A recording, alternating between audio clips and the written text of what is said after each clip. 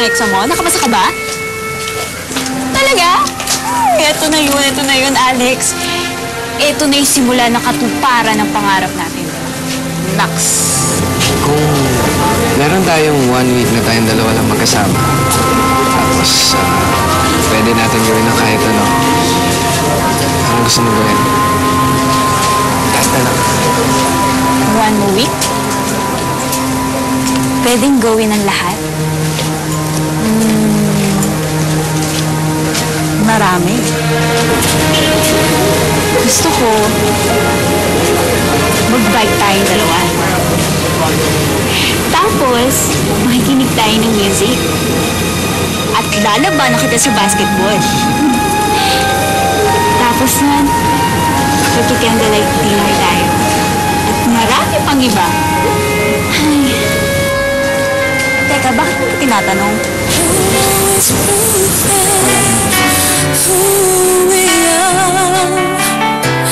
Always reaching for that rising star to guide me far and shine me home out here on my own.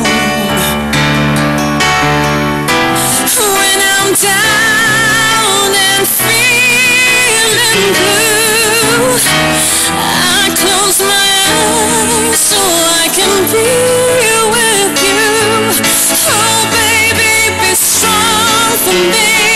Baby, belong to me. Help me through. Help me need you until the morning. Cheers! Cheers. Para sa baby ko.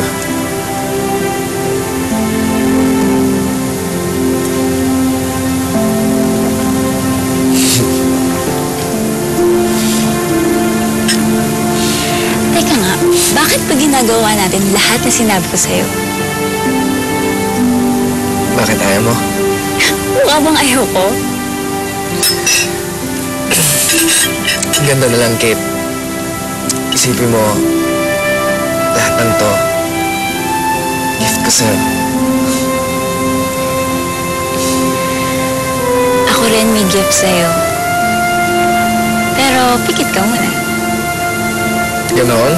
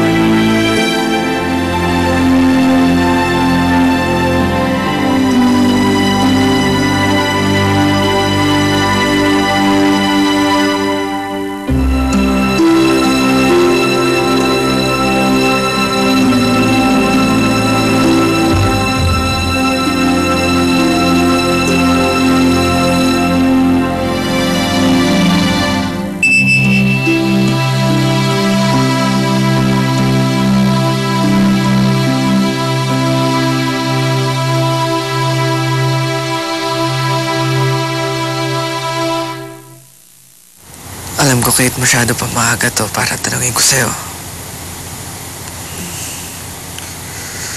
Pero, Kate, will you marry me?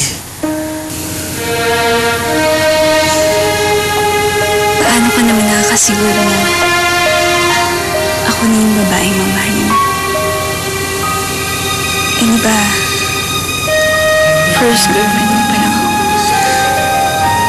Malay mo may makilala kang iba. Dahil alam ko, Kate, wala na. Bakit naman ako magsisettle for anything less if I already have the best?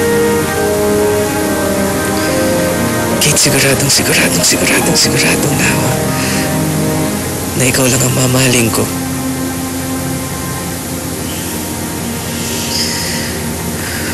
So ano nga?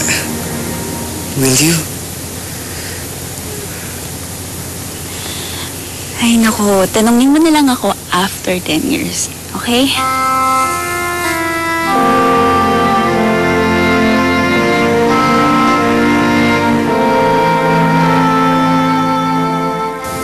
Mahal na mahal kita.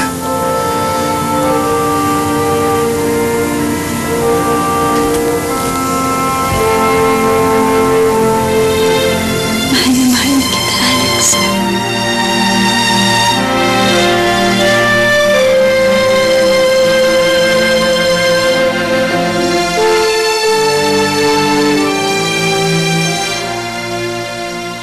Alex would always tell me na ako na talaga ang babaeng gusto niya makasama habang buhay. We all know na walang certainty ang buhay, pero kapag sinasabi ni Alex yon, damang-dama ko ang sincerity niya. And I always thought that we will really end up together one day. But sadly, that wasn't meant to happen. To me. Buti pa si Alex. Pa-states na lang, no? Buti pumayag si Madam Principal na umabsent siya ng 1 week. Kasi, family emergency daw. Sabi ni Alex, kailangan daw talaga sila ng tita niya dun. Miss na miss mo na, no? 1 week nang wala nag-a-attend sa'yo sa service at 1 week na rin wala nagbibitbit ng bag mo. At saka, 1 week na rin tayo nang inuutusan. Loka-loka. Pero, oo nga, no?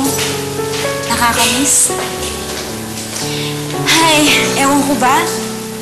Pag magkasama kami, hindi kami nauubusan ng kwento. Saka pag nandun siya, parang may magic bawat moment.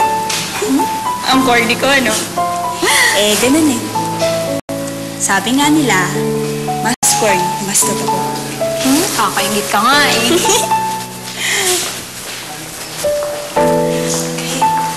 Tita, nakauwi na po pala kayo. Kamusta naman po yung biyahe? Si Alex po. Nagpunta ako dito para makausap ka. Kate, nasa hospital si Alex. May kailangan kang malaman tungkol sa kanya. When I'm down and